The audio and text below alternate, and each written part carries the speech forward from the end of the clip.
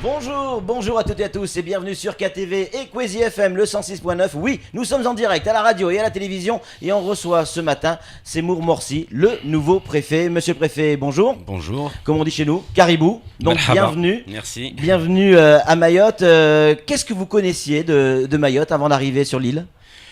Pour être franc, c'est au moment où j'ai appris que j'étais nommé ici que je commençais à m'y intéresser. Donc je dois vous avouer que le mois qui vient de s'écouler, j'ai à peu près vu en replay l'intégralité des journaux possibles. J'ai lu toutes les notes, ou l'essentiel des notes qu'on m'a envoyées.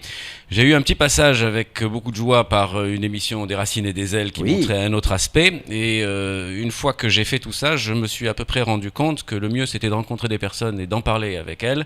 Et celles que j'ai pu rencontrer avant d'arriver hier matin, ça fait même pas 24 heures que je suis là, m'ont permis de voir la chose avec un peu moins de principe et beaucoup plus de réalisme. Oui, c'est clair. Alors vous arrivez à un moment où effectivement on a des gens dans la rue.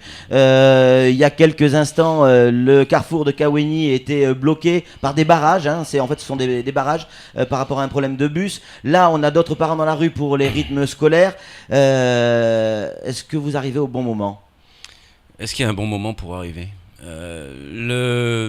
L'histoire du bus que vous venez d'évoquer, c'est parce qu'il y a des retards sur cette ligne-là et que à un moment donné, on peut pas aller à l'école et avoir un décalage, surtout quand on parle des rythmes scolaires. Donc non, je peux pas dire que c'est un bon moment ou un mauvais moment. Je dis simplement qu'évidemment il y a des questions à régler. Si ça n'avait pas été ça, ça aurait été nécessairement autre chose. Ça m'occupe un peu plus à mon arrivée. Il y a d'autres sujets que j'ai envie de traiter assez rapidement parce que vous savez mieux que quiconque, tout ce qu'on n'enclenche pas dans le premier mois, on risque de se faire ensuite entraîné par des rituels ou des habitudes. Et comme je ne suis pas quelqu'un qui a des habitudes, j'ai pas envie d'y entrer. Voilà. Votre position justement sur les revendications de ces manifestants et grévistes, parents d'élèves manifestants, qui sont d'accord avec le rythme scolaire, mais qui ne comprennent pas pourquoi on l'applique de la sorte alors qu'on n'a pas les moyens. Une revendication légitime ou pas ? Par tout ce qu'elle recouvre, elle est légitime. La question des rythmes scolaires, je viens d'un département où 40% des enfants ont adopté les rythmes scolaires à la précédente rentrée. On avait 1 an pour pouvoir s'y préparer. On semble aujourd'hui, au moment où l'échéance arrive, de découvrir toute une série de questions. Alors, c'est là où ça m'intéresse, même si je voudrais que rapidement que les enfants soient scolarisés, qu'ils apprennent, qu'ils réussissent, que les parents soient sécurisés dans la suite des événements, que les professeurs fassent bien leur métier. Mais qu'est-ce que ça cache derrière ? Ça cache au moins 3-4 choses. La première, c'est que tout le monde tient à l'éducation. La seconde, c'est que l'éducation, c'est pas simplement une question de rythme, ça serait à la limite presque trop simple. Ici, la question d'ouverture de classe est essentielle, la question des cantines est essentielle, la question des transports scolaires, vous venez de l'évoquer, est essentielle. La responsabilité des acteurs, tous, je dis bien tous, j'aime bien quand on dit l'État, je suis d'ailleurs fan de l'État régalien, mais à un moment donné, il y a des compétences qui sont dans la loi, chacun doit prendre ses responsabilités, que je suis prêt à accompagner tout, je suis surtout prêt à entendre tout, et la meilleure preuve, c'est que dès aujourd'hui, je rencontre le président de l'Union des maires. Samedi, je fais la rentrée moi aussi avec des professeurs et je rencontrerai également des représentants, acteurs des mouvements qui sont en cours. Il faut, à mon avis, que pour pouvoir travailler sereinement sur toutes les questions que je viens d'évoquer, et quand je parle bien de l'éducation, ça commence par la scolarisation des plus jeunes, mais ça va jusqu'à l'université, ça va jusqu'à l'emploi qui va derrière, ça va jusqu'à la formation professionnelle, ça va jusqu'à la formation en alternance. Tous ces sujets-là, j'aimerais pouvoir les aborder un peu sereinement, et la meilleure manière, c'est que tout le monde prenne le chemin de l'école, comme ça, moi, je pourrais les y accompagner. Si, et c'est le cas, la ministre Najat Vallaud-Belkacem a annoncé clairement dans la presse en disant si effectivement les maires n'appliquent pas la loi, je ferai appel au préfet. Elle ne parlait pas que de Mayotte, mais pour l'ensemble des départements français, dont Mayotte fait partie évidemment. Je ferai appel au préfet pour faire appliquer la loi. Ça colle pas à l'image qu'on a déjà de vous, c'est-à-dire un homme qui aime la négociation, la discussion, plus politique que gendarme. La loi est très claire, il y a 2 aspects. Le premier, et c'est celui de la loi proprement dite, qui dit qu'il faut que les rythmes scolaires s'appliquent. Ouais. Il y a ensuite un décret qui permet d'organiser, de moduler les fonctions de ces plages méridiennes. Il y a un autre aspect de la loi, mais qui lui est beaucoup plus ancien, c'est que les maires, au-delà de leur fonction d'élus, sont des représentants des de l'État.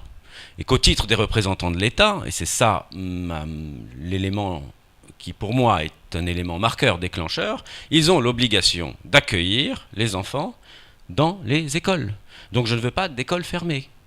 Je peux comprendre qu'il y a des problèmes sur les modalités d'organisation des rythmes scolaires. Je peux comprendre qu'il faille faire en sorte que 11h15 soit revu et corrigé. Ça va être le sens des discussions que je vais avoir dans les jours qui viennent. Mais à tout le moins, les enfants ne doivent pas être dans la rue. Camille Oudine, le représentant de la CGT, disait tout à l'heure, il vous adressait un message par le biais de nos ondes, et il disait, on est d'accord avec le rythme scolaire, mais que monsieur le préfet entende bien que nous on veut juste négocier sur la pause méridienne. Il y a un problème entre midi et 2, ils veulent que les gamins aient un repas. On peut l'entendre. Alors je vois la vice-rectrice tout à l'heure, je vais essayer, pardonnez-moi encore une fois, mais je vous disais que ça fait moins de 24 heures oui, que je suis ici, hein, donc je vais voir la vice-rectrice tout à l'heure et on va regarder toutes ces choses-là. La pause méridienne et la question de la cantine scolaire, c'est pas aujourd'hui, enfin en tout cas la cantine scolaire, c'est pas aujourd'hui qu'on découvre le problème. Hein. Ces mouvements pendulaires pour aller manger quelque part et que tout le monde n'a pas un repas chaud, c'est quand même une vraie question qui a été posée sur votre antenne d'ailleurs tout à l'heure. Donc moi je suis ouvert pour discuter de tout ça. Mais mieux vaut discuter de tout ça dans l'ordre. Samuel Baucher, le rédacteur en chef de France Mayotte Matin, a une question à vous poser, monsieur le préfet. Merci. Le sujet est important, mais on va vous laisser le temps d'arriver, donc je vais changer un petit peu de paramètres. De tout ce que vous avez pu lire, voir et entendre sur Mayotte avant votre arrivée, qu'avez-vous retenu? Quelles sont pour vous les grandes priorités qui se sont dégagées de ces lectures et de ces auditions? Presque en souriant, je vais vous dire que sur papier, tout est idéal. Sur papier, on peut faire un catalogue. Concrètement, à chaque fois que je discute avec quiconque, ce que j'ai pu croire à un moment donné être une priorité mérite d'être discuté dans ces modalités.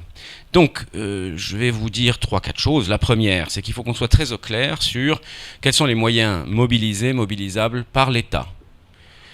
Qu'est-ce que je peux éventuellement subventionner à 100%? En échange de quoi? Dans les compétences qui sont les miennes, je le fais. Mais en revanche, d'autres ont des compétences, d'autres ont des moyens, il faut qu'ils prennent leurs responsabilités. Point numéro 1. Deuxième point, je vais faire vite, mais c'est tous les outils financiers. CPER, contrat de plan État-région, fonds structurels européens, l'engagement sur Mayotte 2025. Ce sont autant de choses qu'il faut que l'on mette à plat pour mettre en musique l'argent qui vient, les actions qu'on veut mener pour quelle priorité, quel avenir. Priorité essentielle, cruciale, je vous l'ai dit tout à l'heure, une éducation qui va du scolaire jusqu'à l'université et qui permet d'avoir de l'emploi derrière. Monsieur le préfet, vous arrivez d'un monde qui peut nous servir, la politique de la ville. Ok, ça fait 24 heures que vous êtes là, mais en circulant, on voit de suite les problèmes qu'il y a notamment à Mamoudzou. Alors là, Mamoudzou sans aucun doute fera partie de la future géographie prioritaire de la politique de la ville. Aujourd'hui, il y a 10 communes qui ont ce qu'on appelle un CUX, un truc incompréhensible, mais ça veut simplement dire qu'il y a de la cohésion sociale qui va avec. Il y a des endroits où il y a de la rénovation urbaine.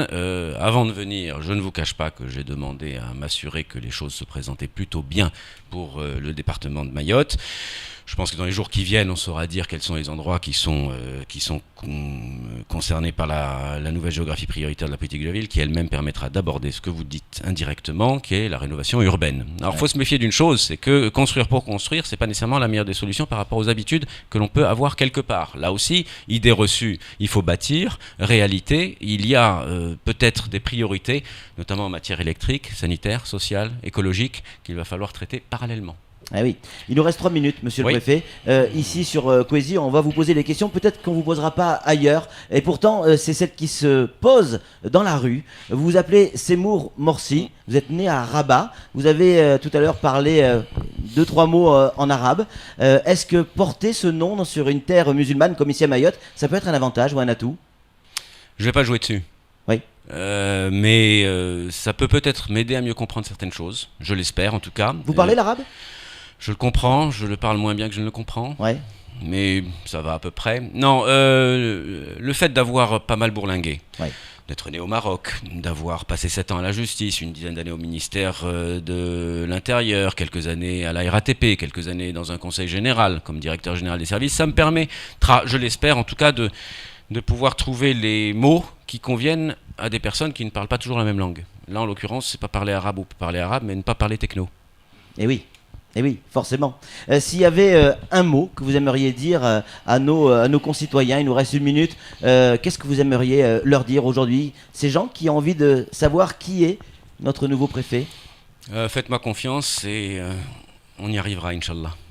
Merci beaucoup, Seymour Morsi. C'était le nouveau préfet de Mayotte. Un homme qui a envie de communiquer. Écoutez, on aura l'occasion de se rendre compte sur Kwezi. C'est tout pour ce temps de parole. Tout de suite, la suite de nos programmes.